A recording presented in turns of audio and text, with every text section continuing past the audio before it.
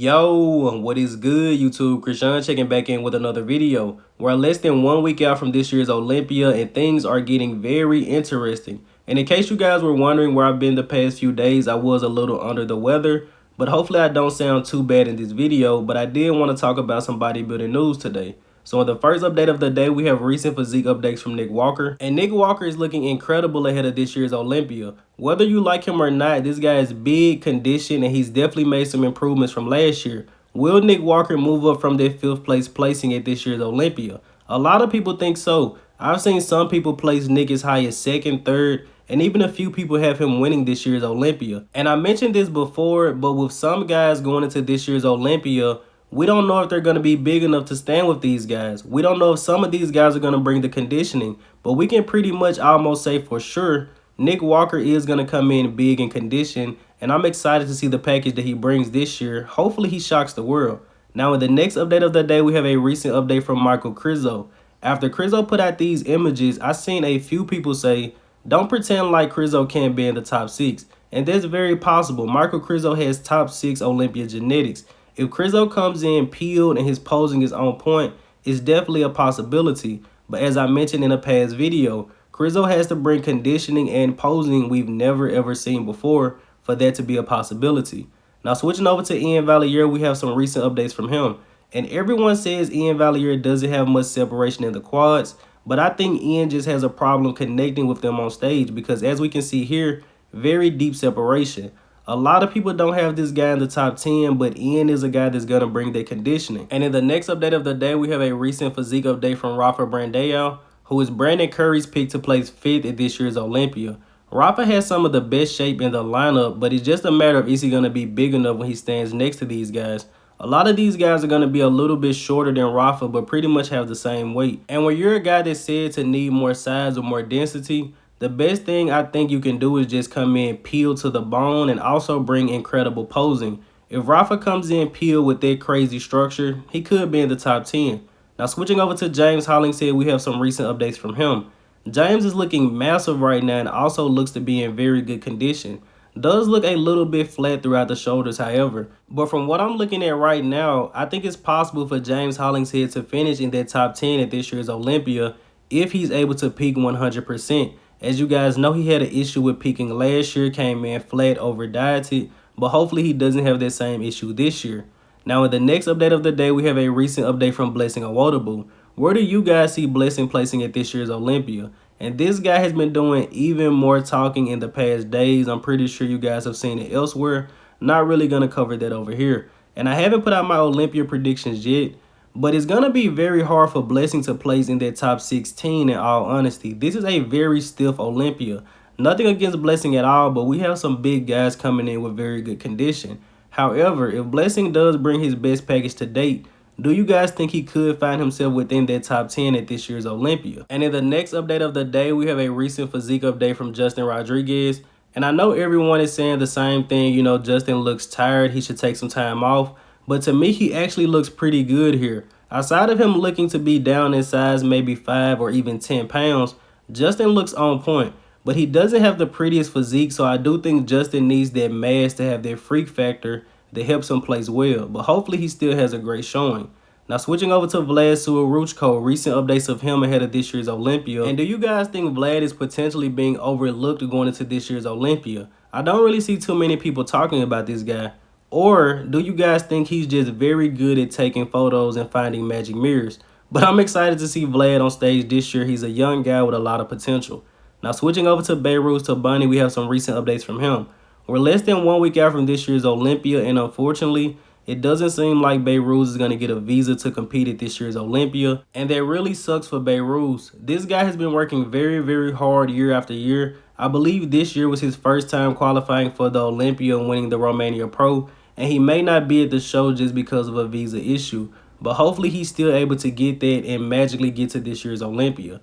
Now switching over to Classic Physique, we have recent updates from Terrence Ruffin. And this guy is looking very good going into this year's Olympia.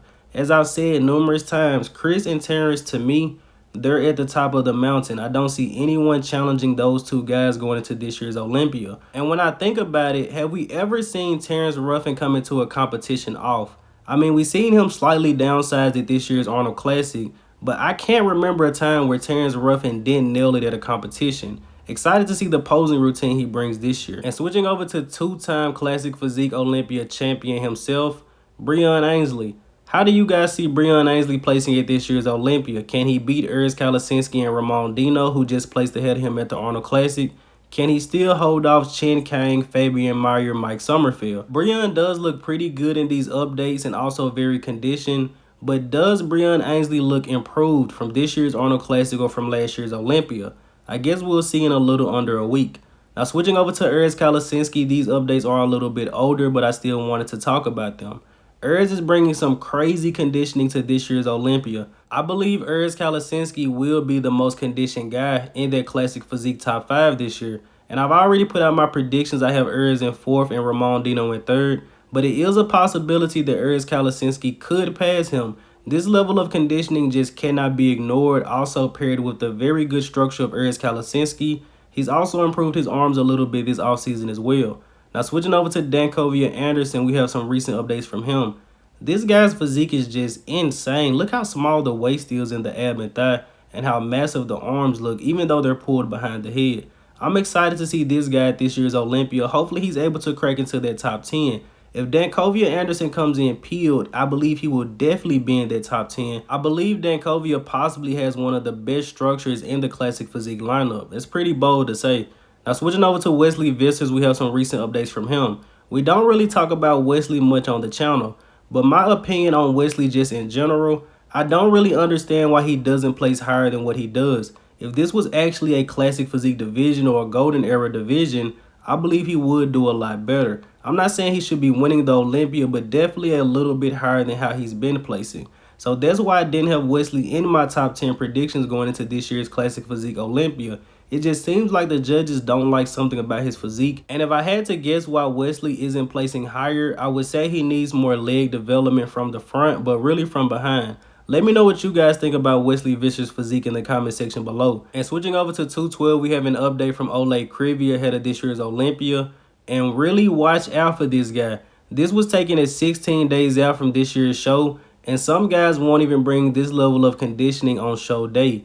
Oleh Kryvyi has already placed in the top 6 at the Mr. Olympia in 2020, and I believe this year he's coming back for that, but he's going to place a little bit higher than 6th. And switching over to Angel Calderon, we have some recent updates from him.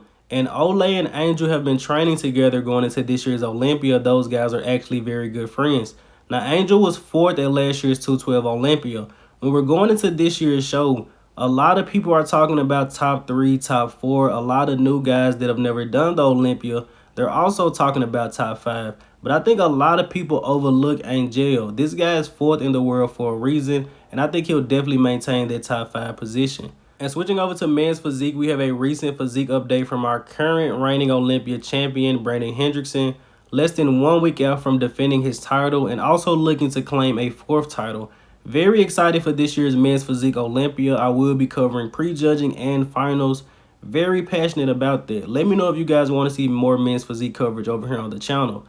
Now, also in Men's Physique news, Sadik Hadzovic is out of this year's Olympia. This news is courtesy of Buys and Tries over on Instagram. Sadik has still yet to give a reason, but I was really looking forward to seeing him back on that stage this year. Sadik took some time off, maybe 2 or 3 years, maybe even 4, and came back and won a show. You don't really see that often. Now, ending this video here with the archive of the day, you guys let me know in the comment section below which legendary bodybuilder is this. As always, I hope you guys did indeed enjoy this video. I know I sound a little bad. Hopefully it's not too bad. I feel pretty good, but I did want to talk about some bodybuilding news. And also, big thanks to everyone that wished me well. I'm Krishan from Go Fitness, and that's it. I'm out.